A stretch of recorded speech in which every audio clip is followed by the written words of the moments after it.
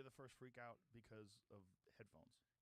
Not Is it headphones. weird? No, it's because I hear my own voice. I'm very conscious of that. So now I'm like, fuck, my inflection or whatever isn't. Sounds fine. Okay, no, I know it sounds fine. It's just fuck, whatever. I'll suck it up. You don't have like a button you can press to kill it? No. What the fuck? So when you're playing video games, you don't hear yourself, right? No. Yeah, I don't either, but yeah, I hear it's different. Sorry. Yeah. well. Don't worry about it, dude. That's what you sound like. Now you know. I mean, I've seen videos. I knew what I sound like just in real time hearing it. It sounds like I'm speaking to myself. Fuck it. I don't. But I you're don't give a not. shit. You're speaking to me. The purpose of it is when you and I talk and we can hear each other's voice at the same sound level, we don't talk over each other. Because people tend to talk over each other. Yeah, it's just normal. It's normal Even conversation. in one-on-one Yeah, conversation. normal conversation. People talk over each other accidentally, you know.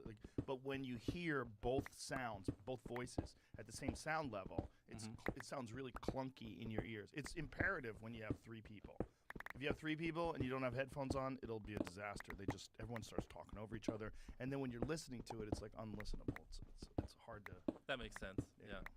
All right, so we're just rolling right now. We're rolling, man. All What's right, fuck it. happening? How are you? First Good. of all, let me just tell you how impressed I am with what you've done. I think what you've done is amazing because your channel and what you've done on YouTube is completely unique. It's completely you. Thank Your personality comes through, the way you've like crafted these things that people have to do, these tasks and these games and this fun shit you do, and it's wildly popular. And I didn't know about it until I guess about a year ago. I told you my 11-year-old is fucking obsessed with your show, obsessed. And she told me, and we were in a hotel in Vegas. I was there for the UFC, and she was watching YouTube. I'm like, what are you watching? She's like, oh my God, it's Mr. Beast. And she was so into the show. And then I watched it, and I was like, wow, this is actually really entertaining. It's fun stuff, man. Thank you.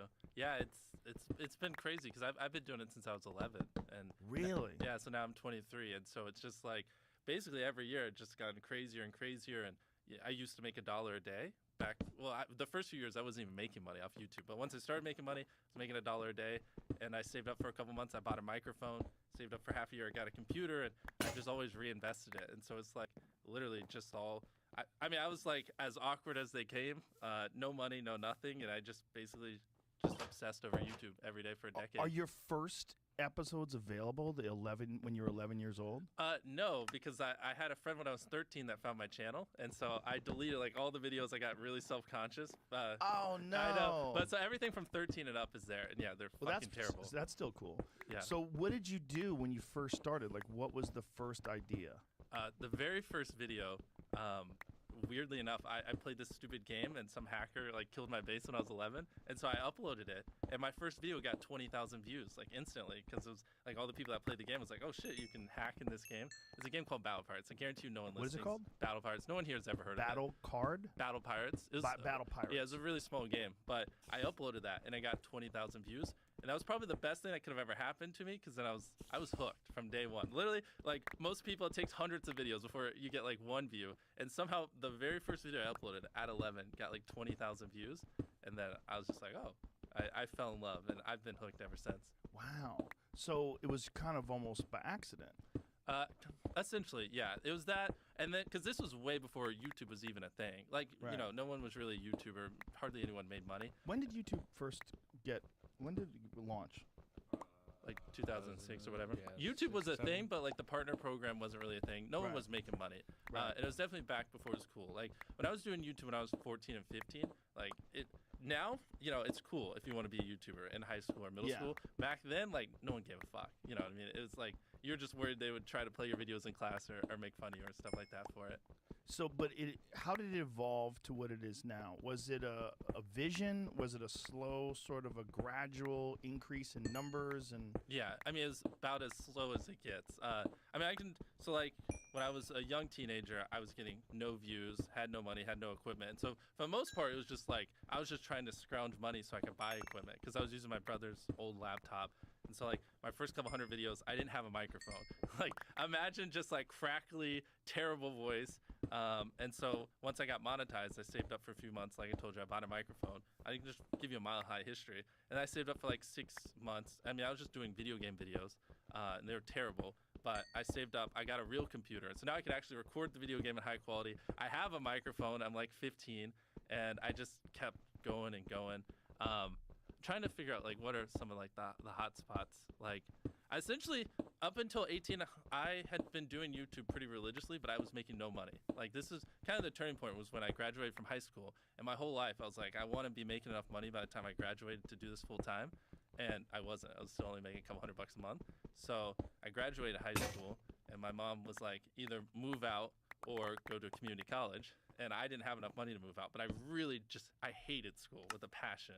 But she forced me to go to community college, and that was the worst thing ever. Like that made me hate life. Like borderline suicidal. I just can't stand like having to just sit there and listen to this dumb stuff and listen to some teacher read out a book. So what I did was I would act like I was going to community college, but I would just work on videos in my car and edit and stuff like that. I had straight zeros. And so now the clock had started because once my mom found out, I was screwed.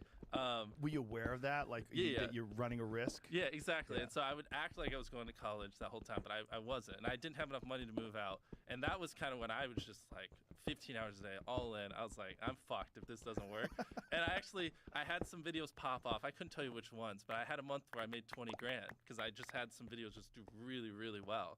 And then I came home and I was like, yeah, I haven't been going to college, and I moved out the next day. My mom almost had a heart attack because she doesn't understand YouTube or anything back then, and she was like, man, this guy's gonna work at McDonald's. I wasted all this time. Like I invested 18 years, and this is what I get. Where were you living? What part of the country? North Carolina. That's where I've lived almost my whole life. And so, how does she feel now? Oh, she's great. Is she like she's beyond flabbergasted? happy. Yeah, she loves it. Put her in front of her friends. She loves talking about it. She obviously. Oh, I great. always knew little Jimmy was gonna be a success. No, she doesn't try to hide it. We would fight all the time. Even in high school, like I never once studied. I literally wouldn't even take my books home. Like I legit don't think I studied once all of high school at my house. And so we would fight a lot. I didn't have the best grades, and so I would just make videos, and she didn't understand it, especially because back then it was just a whole different world. Like, there wasn't really a thing as a full-time YouTuber and stuff, and so it was a lot of arguments, a lot of drama, but it ended up working out. She's happy. The thing is, it's like nobody saw this coming, right? So you can't blame her. Oh, dude, especially me in like the middle of North Carolina in a small town. I had like horrible acne. I'm especially back then, really awkward. It's like no one, like people would have bet $1 million that I wouldn't be a YouTuber. It makes no sense. But I just like, I have, hyper obsession and I love this. And, you give it enough time, anyone can solve it. Well, there's a lesson in that for people, really. Like, just if you do have a hyper obsession to something, there's a lot of people that think that because they're bad at school or because they're not interested in school, that they're destined to be a loser. Yeah. And that's not true. The problem is school is too rigid. Like regular public school system, sit down, underpaid teacher, disinterested, not really connected with the work. You're not connected with it. You just can't wait to go home and do what you like to do. Exactly. And you get this thought in your head like, oh my God, I'm going to be a loser. I mean, that's how I was when I was in high school. I thought I was going to be a loser. Well, and you take it a step further because I thought, especially if you're like extremely passionate about something at a young age, where most kids aren't, then it's more exacerbated that it's like, I didn't talk to anyone. I hardly had any friends because I was so obsessed with YouTube. As back then, just no one cared. So it's like, I thought I was just like, just didn't even know how to speak. Like literally, I just couldn't hold a conversation with a single person because people would just tell me all you talk about is YouTube, and I would try to talk about something else. But back then I was so hyper obsessed, and I literally just didn't know how to. But what were you obsessed about? Were you obsessed about other channels, your channel? Everything from like learning how to editing, the pacing of the videos, like ideas, what's going viral, what's trending, what's hot. Especially back then, I had no idea what worked. I mean, I had to like self-teach myself everything, even frame rate on cameras, coloring of the video, just stuff like that. And how did you learn? Did you learn from YouTube? Yeah, well... So like YouTube videos and tutorials or something? Most of my growth came actually after I graduated high school. Basically what I did was I somehow found these other like 4 lunatics. 3 of us were college dropouts, 1 was a high school dropout, and 1, I don't know, he just like quit his job. We all were super small YouTubers, and we basically talked every day for 1,000 days in a row and did nothing but just like hyper study like what makes a good video, what makes a good thumbnail, what's good pacing, like how to go viral. And we just call it like daily masterminds. We would just get on Skype every morning, and like some days like I'd get on Skype at 7 a.m. and I'd be in the call until like 10 p.m. and then I'd go to bed, I'd wake up and I'd do it again. And we'd do things like take 1,000 thumbnails and see if like there's correlation to the brightness of the thumbnail to how many views it got, or like like videos that get over 10 million views is like how often do they cut the camera angles, or like things like that. Really? So you micro-analyzed Everything. Really? Yeah, just I mean for like we were very religious about it, and so that's where most of my knowledge came from. Is I just surround myself with these lunatics, and just every day, like we didn't do anything. We had no life. But everybody had sort of a similar vision. Yeah, exactly. So we all had like 10, 20,000 subscribers when we met, and by the time we stopped talking, we all had millions of subscribers, and we all hit 1 million subscribers like within a month. It's crazy because it's like if you envision a world where you're trying to be great at something, and it's just like you learning and fucking up and then learning from your mistakes. Also, my mom told me not to curse. Sorry, Mom. If someone could just like edit out the swear words and give it to me, Sorry, Mom. yeah, so I could give it to my mom to listen to, that would be great. But like, you mess up, you learn from your mistake, you mess up, you learn from your mistake. You in 2 years, might have learned from 20 mistakes, or if you have like 4 other people who are also messing up, and when they learn from their mistake, they teach you what they learn, stuff like that. Hypothetically, you 2 years down the road have learned like 5 times more of the amount of stuff. So it just like helps you grow exponentially way quicker, if that makes any sense. It does. It Yeah. does. So- but it's interesting that you thought about it that way in sort of a systematic approach. Like Exactly. This is not dumb luck. No, I mean, it was like they say 10,000 hours in math or something. We probably Yeah. put in like 40, 50,000 hours. I mean, we're talking like Wow. every day, all day, like literally nothing. We had no friends outside of the group. That was your life. And I'm like, actually rereading that book right now, that Malcolm Gladwell book, Outliers, that talks about that 10,000 hours principle. Uh-huh. It totally applies to what you did, 100%. I mean, Yeah. like it sounds like you were just all day, every day, and which makes sense. And what do you have now? 90 million subscribers? well, we across everything, we're closing in on 200 million subscribers. Yeah, because have you seen our dub channels? No. Can you pull that up? Just search Mr. Beast in Espanol. So we actually, which I'm kind of curious why you don't do this. We do our videos in other languages as well. Really? Yeah, and Wow. so and I can't wait to get to show you this because I actually have a really cool story. Veremos a Here, la just go primaria. cool Al to the final- channel so you can translate. Who does this? We do. Voy a pasar So el you siglo. hire hit someone? videos. Hit videos. Yeah, we have voice actors and everything. Wow. So these are the exact same videos on my main channel, but we pay voice actors to dub over them. We translate the text in the video, everything. Mr. Beast in Espanol. Yeah, that was actually one of Wow. the fastest growing channels last year, and it's just our That's videos so dubbed. smart. Okay, now click on a video so we can kind of hear it. Hoy, mis amigos y yo volveremos a la primaria. Yeah. Al final de la clase haremos un examen de 10 preguntas y si te And so equivocas scroll en más down de so dos, we can see the comments. pruebas. Te lan- It's all in Spanish, like. That's dope. Yeah, so that's now just I won't pull them all up, but now Any just other search, countries? yeah, search Mr. Beast Brazil. We do a bunch of languages. Oh, so you got a Portuguese translator as well. Yeah. Wow, that's dope. Yeah, same I thing love here. it. Oh, man, what a great idea, man. Yeah, and so because if you Google it, it's like only whatever less than 10% of the world speaks English, so 90% of the world can't even enjoy your content. And when I realized that, I was like, wait a minute, 90% of the world can't even watch this stuff. And so go back to the Spanish one real quick because that's our biggest one. And sorry for anyone watching who doesn't have the visuals. So set it to most popular.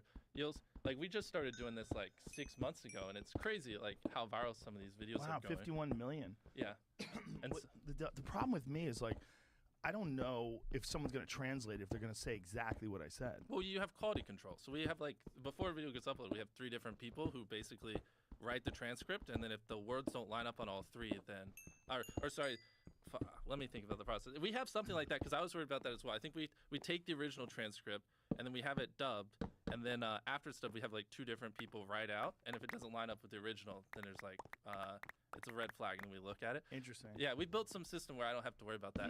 Oh, and the final point is, in Spanish, the guy who does my dubs is the same guy who dubs Spider-Man. We managed to convince him. Oh. So a lot of those comments are like, why does he sound like Spider-Man? Or is Mr. Beast Spider-Man? That's hilarious. Yeah, and so what we do is when we go into these markets, we get celebrities to do my voice. So then the local people in the language freak out. So like Japan's coming up, and I can't say who, but we secured like a giant voice actor from an anime to do my dubs. And whenever we launch in Japan, Ah. I know they're gonna lose their freaking minds. That's a brilliant idea. That's so smart. So you have how many employees then?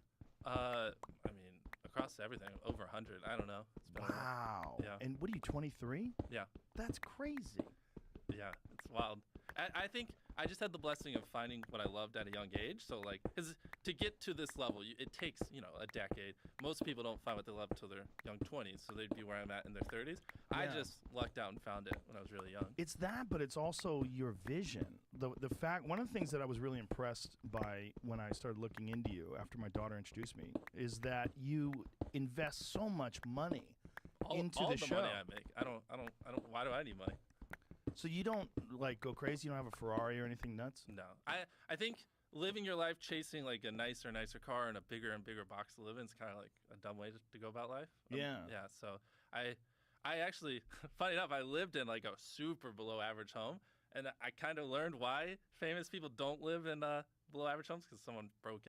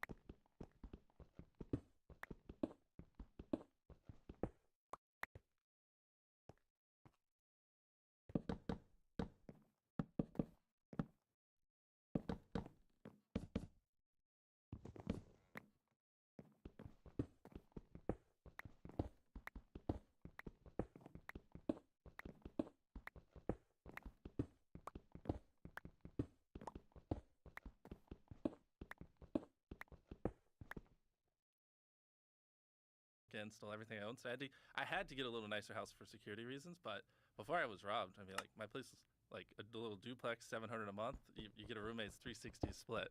Right. Yeah, and just drive a normal car. Well, now I drive a Tesla just because of the getting off of gas and stuff like Right. that. But yeah, So you don't go crazy at all with No. cash? You don't? No? I really try not to. I think that's like just a bad way to go about life. Also, it is a little hypocritical because I run a nonprofit, and we have you seen our Beast Philanthropy channel? No. Can you pull that up as well? We do a lot of stuff for helping people, and so also if I lived in a $10 million mansion while I'm feeding people and trying to help people, also in my eyes it's also a little hypocritical as well. So in every area, I feel like it's just better if I just live below That's my means. you're just very wise for a young man, because a lot of 23-year-olds would be Like, balling out of their fucking mind right Zoom now. out. Well, yeah, I also have some stories about that too, but You do? yeah, because I did have a phase where I did ball out a little bit, and then I realized, like, yeah, this doesn't make me happy. What did you do during the balling out phase? I bought an i8, and I also bought some designer clothes, like some $1,000 shirts and stuff like that. Ironically, all of which was stolen when my house was broken into. So it's kind of perfect because I was like, I don't know if I really care about this stuff anymore. And then someone just stole all my expensive shit, and I was like, perfect. Did Reset. you set aside a bunch of fuck you money at least, so that you never have to worry about money again? I've always reinvested back in the channel. Sometimes I run out of money, and I have to take out a loan. Really? Yeah, but so What, you taken a loan? multiple times. Yeah. But you're making astounding amounts of money. I would Yeah, but imagine. hypothetically, if like you do a brand deal and a brand owes you $500,000, sometimes they don't pay for 4 months. Well, Mhm. I already spent that $500,000 when I gave it away in that video. So it's like, it's never been a point where I'm like negative. Technically, money's inbound, but sometimes you just have to wait. But, Oh, okay. but I got to keep going and keep filming.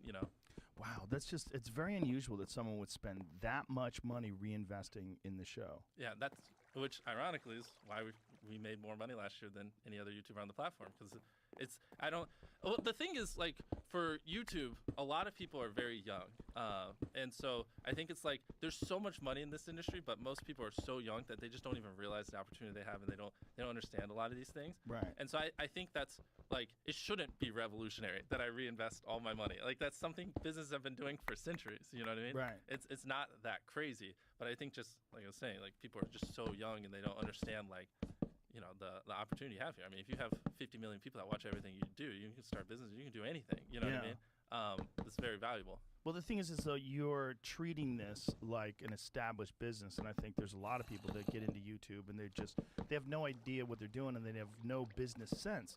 And even though you didn't pay attention in school, you're obviously wise enough to recognize that the right thing to do is to invest. Yeah. That's what makes it unusual.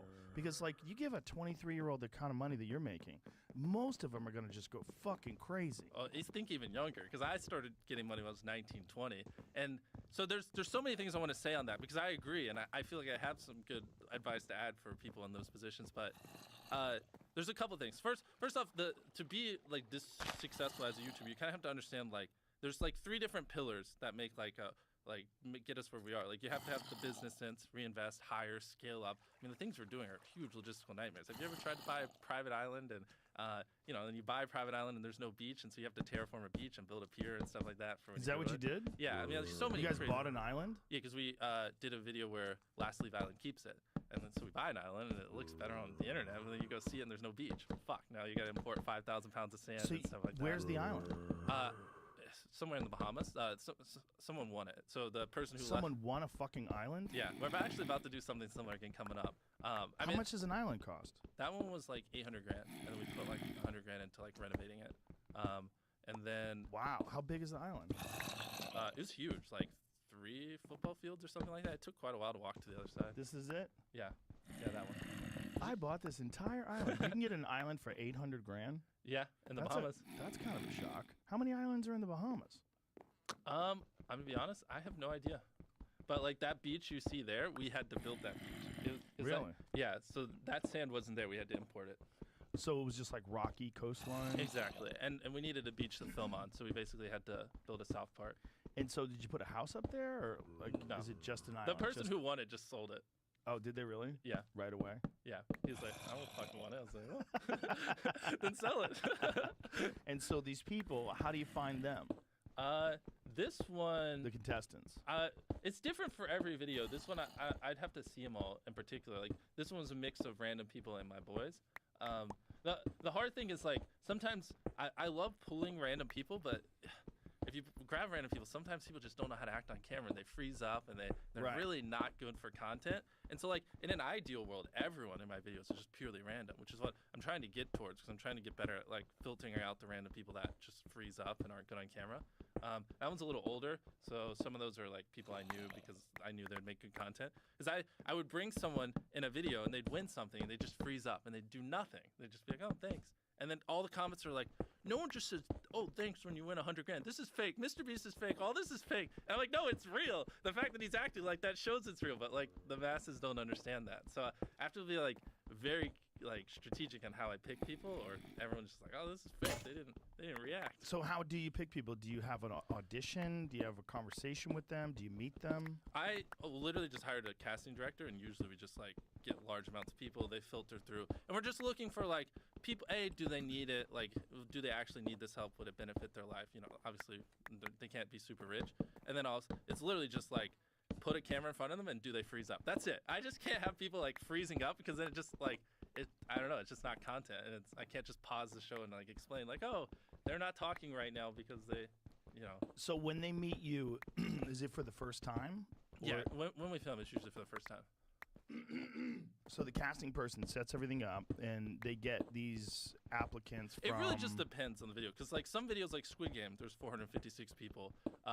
That one, we dropped like a shirt. We grabbed 100 random people that bought the shirt, and then the other 356 we just got from a local college. We literally just went there, put out flyers, and the first 356 people that called, we just brought them in. You brought them in, but did you vet them? Or? No, because there That were one so you many did. people. So That's many what I'm saying. It's like different videos. Which Right. did you see that Squid Game video? I saw part of it, yeah. Yeah, that was wild. That was the most expensive thing we've ever done. How much did it cost? A little over $4 million.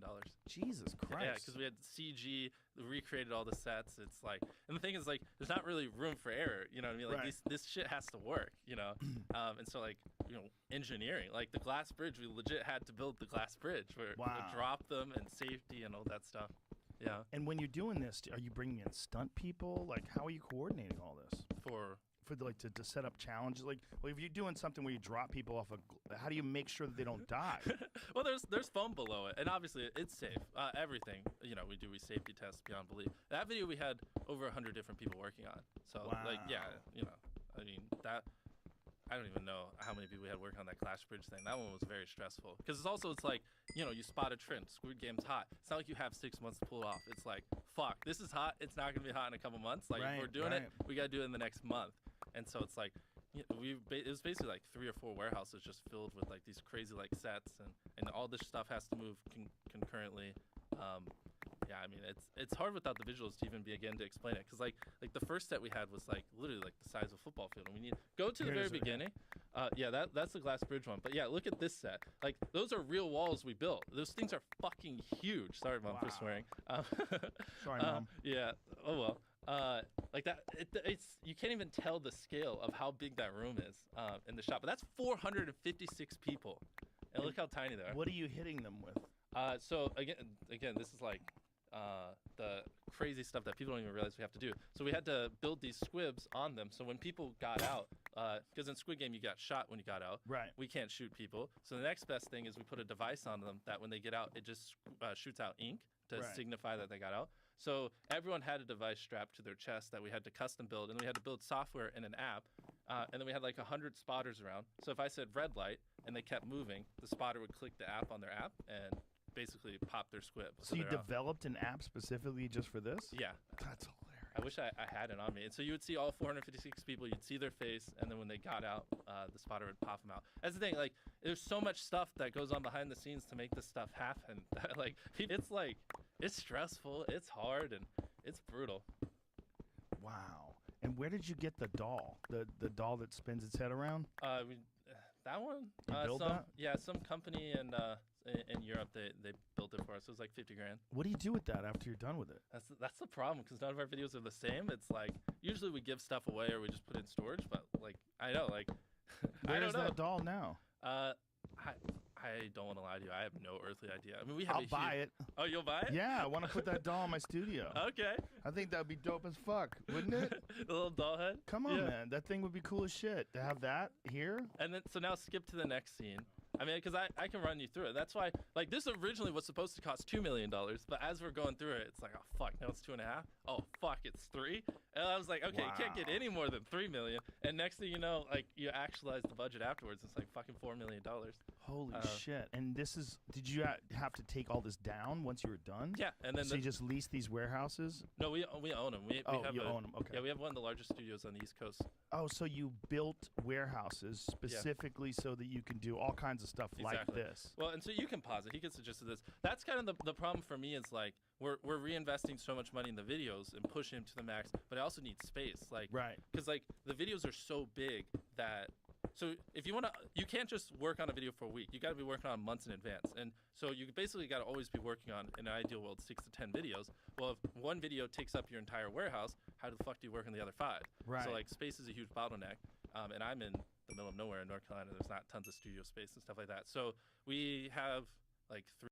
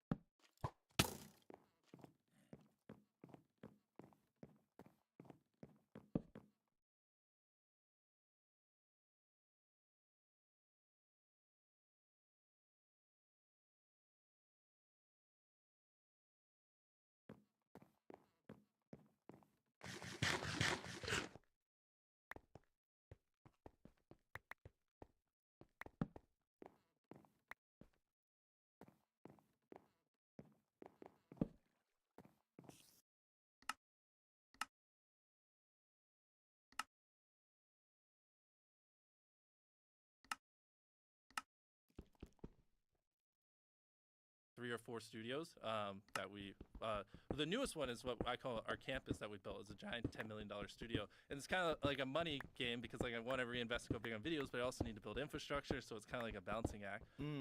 But we built this huge it's 70,000 square feet, 55,000 of like studio space, because also the problem is if you get like warehouses, they always have beams and you can't film if there's beams, so it's like it was easier just to renovate this place. Sorry, I'm just going on random tangents. No, it's good. Like, It's great. I love it. And so basically we have this ginormous warehouse, soundproof. I can do shit like blow up a car in it because there's like 1,000 sprinklers that you'll drown before you burn to death in there, or like light a fire or anything, which is good. So we can do dumb shit. It's like the perfect wonderland. But even then, like even though this place is great and it was $10 million, it's still like usually only houses 1 or 2 videos. So we need to build another one, and it's just usually like a money game. Now, how much micromanaging do you do? Because I'm looking at this and I'm seeing like you've got everything. You've even got the cookies like in the shape of the umbrella, so that Yeah. you like have to get someone who makes the cookies for you, Oh, of but course. make sure that you can still cut them out with Bro, a that's with one a of the needle. easiest things, man. Yeah, That- but even that being easy, it's like you got to make sure everything's right. So Yeah. I could imagine like one screw up, like if someone makes bad cookies that you can't cut through right, of course. and they crumble.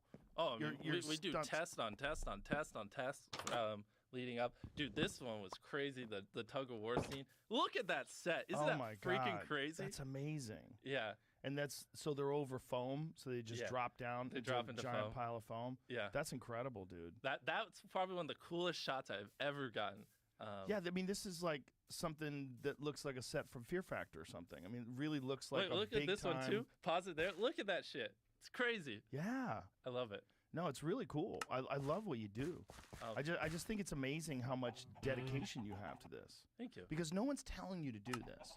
This No. is not like you have like Universal Studios is behind you and they're like, Mr. Beast, this is what we planned and Yeah. we have hired these people. You're doing all of this yourself. Taking all the risks, coming with the ideas, and every step. Now people, it's like, what's the saying? It's like you're crazy until you're a genius or whatever. I don't know. Yeah. Not that I think I'm a genius, but it's like basically up until like 2 years ago, every step of the way too, people are throwing tomatoes and telling you you're stupid for reinvesting. Right. Everyone thinks you're off your rocker, you've lost your mind, and everyone also thinks like the life cycle of YouTubers like 2 years, and it's like, well, in 2 years you're gonna be irrelevant. When it's only 2 years if you just don't do interesting shit. Yeah, Uh, I think it's 2 years if you don't continually push yourself. Exactly. Innovate. Keep Yeah, adapting. If you're yeah. innovating, adapting, and like doing cool stuff, I mean, you can have a career as long as 10 years, in my opinion. on But YouTube. that's in the same in everything, I think. I mean, that's the same agreed, but- television shows. How many television shows are really popular for a while and then they drop off? Yeah, exactly. And Yeah. because they don't innovate and Yeah. yeah, they keep the cookie cutter formula. Also, that video too, looking at the view count, reminded me. I think Netflix in total has 220 million subscribers, and that video just crossed 220 million views. Wow. So it was a big dub. Yeah, I mean, obviously it worked. I mean, just incredible. Incredible that you were able to pull it all off during the time where Squid Games was really relevant. Yeah. Because like if that came out today, I'm sure it'd be really interesting, but Yeah. people wouldn't be obsessed with it No one like would they give were. a fuck. Yeah, because when Squid Games first came out, I mean, it was a phenomenon for like a couple of months. Exactly. So you got a small window to act in, Yeah. and you got to design everything and build everything, and then And I also want to put out there, I have some amazing people on my team because that video without I have arguably some of the smartest people in the world when it comes to just creating viral content and YouTube and stuff like that. Without them, that wouldn't be possible because it's not like I'm over there like designing every little set and I'm custom building the squibs that we're rigging on them and designing the app. It's taken a long time, but like I would literally, without a doubt in my mind, say we have the smartest people in the world when it comes to making viral content. And like no one else can do this type of stuff. You have to be very nimble. You have to really think outside the box. And it's like one day you're trying to figure out how to secure a sub. The next you're trying to figure out how to go to Antarctica. The next you're building Squid Game in real life. The next you're burying me alive for 50 hours. It's like you have to. It's like you don't find people that specialize in this stuff. It's like just people I don't know who just have a willing to learn and adapt and keep because it's all different. and how do you find these people? How do you find these people that you work with? I mean, it's been hard. A lot of them are just like lunatics that really love doing interesting things because it is fulfilling because like it's different. It's not like you're going and doing the same cookie cutter stuff every day. So a lot of people find that fulfilling, and usually it's people with good work ethic that want to learn, and then we kind of train them up. It's kind of been my best result because, like I said, no one specializes in all that stuff. You know what I mean? Mhm. Also, people who work in unscripted or like shows like that where it's not like a set plan typically do better in our environment. But like someone who like if you worked on Wheel of Fortune, you would do horrible in our environment. You wouldn't even understand. It's like because like we don't tell you what to do. We kind of like give you a little bit of reign to make decisions, and you got to pivot. And it's like no one knows. We've never built Squid Game in real life before. We don't know if it's possible to like build a 40-foot wall in this Coliseum. It's like they might cap you at 35. Well, then now you have to decide. Well, does 35 still look good on visual, on the camera, and stuff like that? So it's like people who are also able to think for themselves a little bit. So, I mean, do you guys have like weekly meetings where you talk about this stuff? I Do mean, you- we work in the office every are day. you working every day? Well, not every day, but Pretty weekdays close and to stuff. it. Yeah, I mean, if it's closer to a video, it gets crunch time. But like right now, we're not even really filming that much because we've just had a lot of videos fall through because of COVID. Is it stressful to have like such a big staff? Yeah, I mean, my I mean- life is very stressful because we haven't even touched on like, have you seen our gaming channel, our React No, channel? I want to get to all that, but I Yeah. just the way the whole thing is structured is fascinating to me because obviously you're at the top and you're the guy who's calling the shots and it's your channel, but it Yeah. seems like you've got a whole ecosystem under you. Of course. And you're fucking 23 years old. I mean, that's wild shit to be Yeah, managing all that. I could step away and those guys could create just the most viral videos ever. We have a machine. These people are geniuses. I mean, I lucked out with quite a few of them. They're really intelligent. The way you put them together was just finding people that you thought were interesting. I mean, how long did it take to develop a 100-employee roster? Yeah, well, not all 100 are on the main channel, right? Because like we have the gaming channel, which probably has like 24 people. Like on our gaming channel, we have like 4 or 5 people that like their full-time job is just to build the maps. Like everything we do in Minecraft, we custom build and we custom code stuff. And then we have a dozen people that work on a React channel. The main channel, I don't know where we're at, but it's probably like half of it. And I don't know. They're just like the people. They just come from everywhere. I don't even know how to explain it because it's like I basically just hired one person a month every month for like the last 5 years, essentially. Wow, that's amazing. So, like, what is a typical day for you? Like, when you're trying to figure out like what you're gonna make a video of next, do you get together with your friends and brainstorm? Yeah. Do you have like an idea that you come up with while you're driving your car or Yeah. something? Like, So that's where it gets interesting. So the difference between a video on YouTube, and this is where I can go infinitely in depth, the difference between a video with 1 million views or 10 million views usually isn't that like the 10 million view video, or actually a better example would be 1 million views and 30 million views. The video with 30 million views usually didn't put in 30 times the effort. Like they might have put in 2 or 3 times the effort and just had a way better idea. Does that make sense? yes. And so once you kind of understand that, which I understood, I kind of started to understand that like when I was 19, you realize that like the idea is so freaking important. Like you could, theoretically, most YouTubers watching this, you could pull triple the views with half the work if you just had better ideas. Like no joke, Yeah. it's that extreme. And so once you realize how important an idea is, you just obsess over, well, how do I get more ideas? How to get better ideas? So I used to just spend an hour every day brainstorming ideas. I don't anymore, but like probably like 4 years that just every day I just spend an hour and I would just do something different. One day I'd use a random word generator, like, I don't know, just say a random word. Dog. I adopted 100 dogs. I Right. gave my friend 50 dogs, or I gave a dog $1 million for dog treats, whatever. I take in random words, I see what pops in my head, I write those down, and I take in another random word. And like I've studied it very intensely. I've tried like lucid dreaming to see if I could trick myself to come up with ideas while I'm sleeping and stuff like that. Wow. I work really well when I intake inspiration and I see what pops in my head. That's like the most effective way for me to come up with ideas. So it's like I just try different ways of intaking inspiration, whether it be like traveling, random words, flipping through a dictionary, things like that. And that's always, for me, been the way to like consistently come up with good ideas. Wow. So you actively seek these ideas out and you try to come up with different ways to just have them manifest. Yeah, exactly. And then once you do, then you sit down with the crew and you go, okay, how do we make this? And then how does that work? It's a long but then we can't start working on the video until we know what it is. So Right. Then, I've a guy named Tyler who I've known for years. I went to high school with. He's just phenomenal. And so, then we have to write the video and actually figure it out. Like, so if I want to bury myself alive for 50 hours, like, what does that look like? What are we doing in there? Because until you Right. know everything you're doing, you can't start working on it. And then, you come up with it. And then we have, our people who basically make it happen.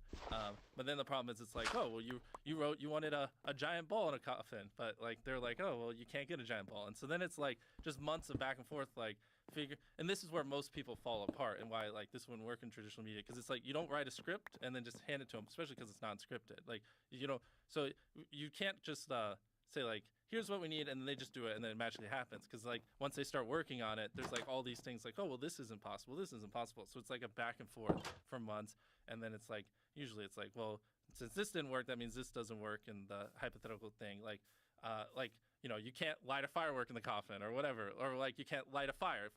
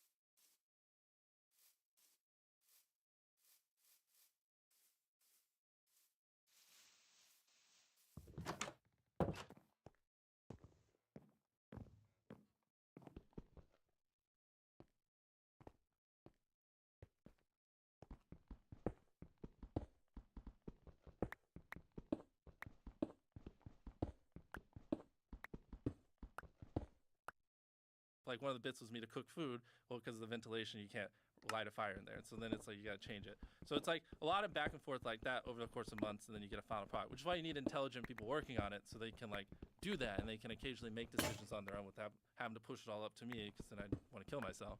And this has been all just a trial and error sort of thing from the beginning of your first videos to now. Yeah. Do you ever stop and like look at when you got a video like that has 224 million views and look at how insane your reach is and go, how the fuck? I know. It's crazy. Well, and that's just in English. You add the other channels, other languages as well.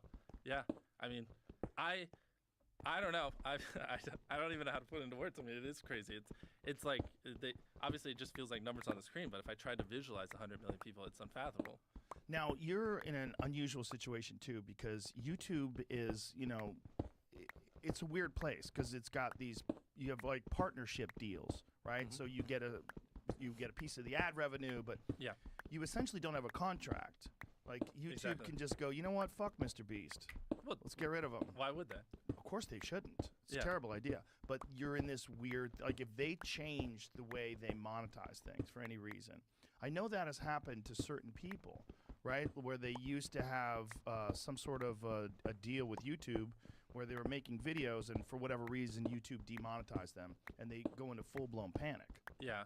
I mean, obviously, you're not controversial in the sense that, yeah, we're not anywhere near the line, and like a lot of that like isn't YouTube. It's like the advertisers putting pressure on them, and they're just trying to, you know. But if you have been, my point was, have you been approached to be independent of something like that? Because you're so big at this point, you could have your own servers, your own website, your own deals with advertisers, where you get 100% of the revenue rather than, you know. I love YouTube. I mean, like you got to think about it. Like YouTube comes pre-installed on Android. You know, obviously Google owns YouTube, or Alphabet, but also Google, and so people go there through Google. I mean, like all roads point to YouTube. Yeah. I love being the biggest creator on YouTube. I fuck going and doing my own thing. That sounds stupid.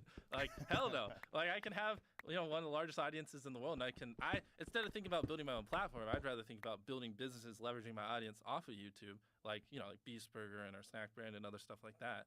I feel like that's a better use of time instead of just nuking my audience. Well, I don't think it would.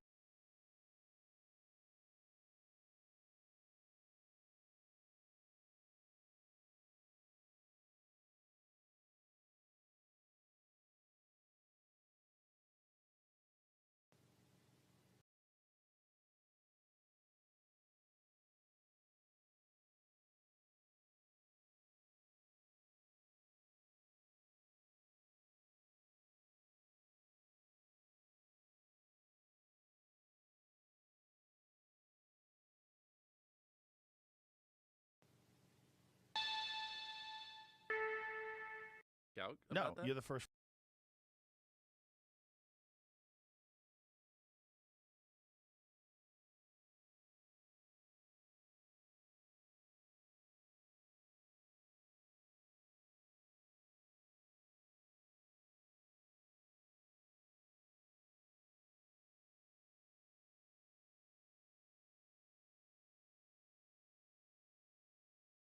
No, you're the first freak out.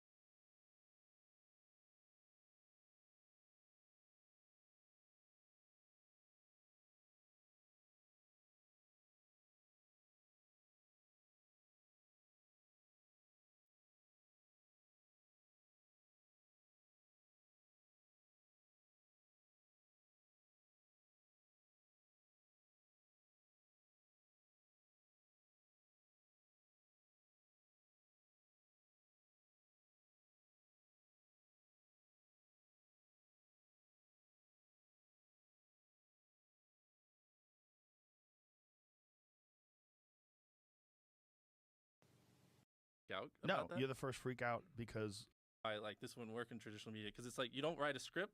YouTube comes pre-installed on Android. You know, Right. obviously Google. People really need anything. you're doing so Here, well. YouTube, if you're listening, I'll take the foot massage. Yeah, that's Yeah. what they should be doing with you. They just set up a throne, Yeah. sit there with a crown on, and then they dunk your feet in the thing, and they do your nails. And so I might have a different view than most people, but you know, I didn't have much, and it's all 100% of everything. I've never worked a job. I've never made like anything. It's all been from YouTube. From It's when incredible. I used to make $1 a day. So I love this platform more than anything. Oh, listen, I love YouTube too. With all the problems that they have.